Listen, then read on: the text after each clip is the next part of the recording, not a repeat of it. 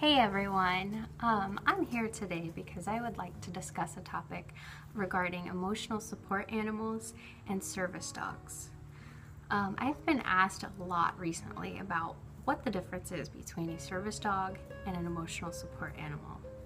So the main differences between an emotional support animal and a service dog is that a service dog is trained to perform a specific task.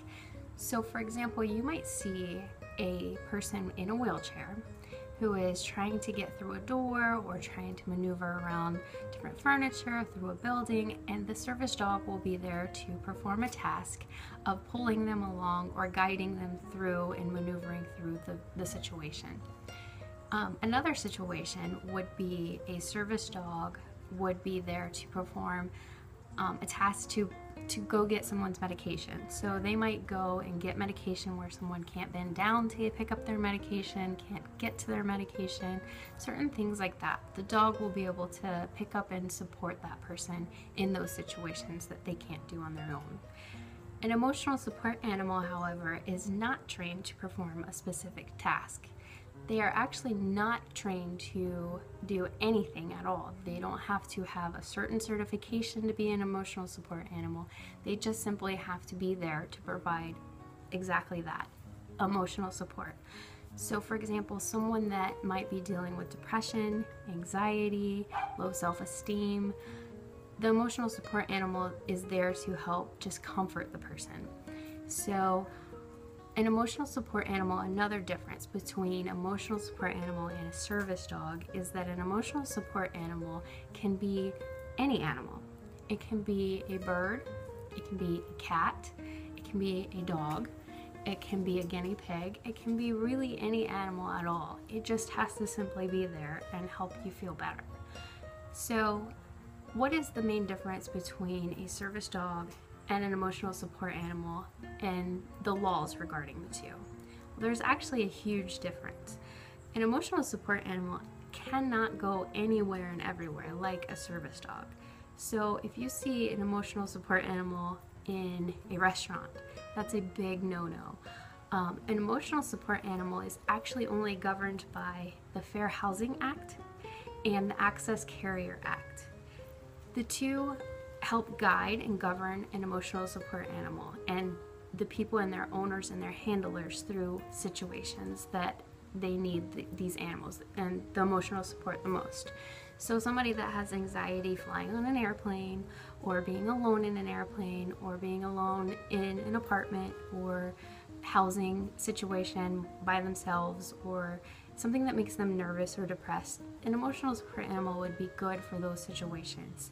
So what the Fair Housing Act governs for emotional support animal is the fact that if you are in a no pet housing facility,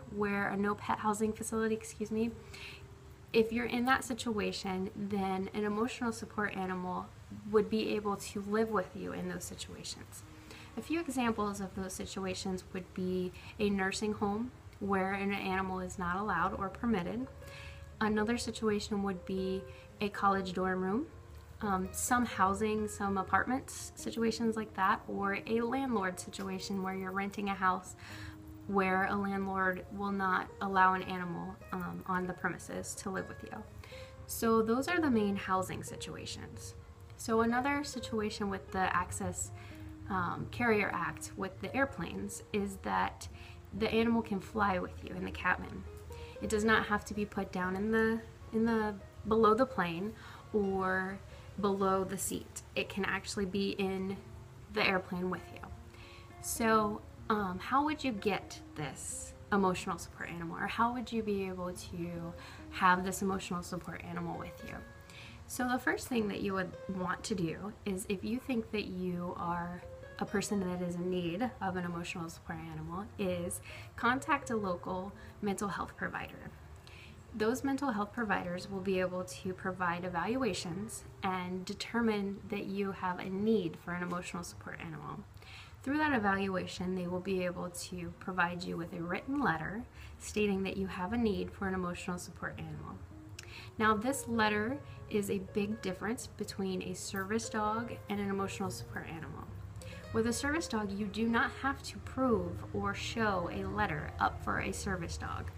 No one can ask you for this letter with a service dog.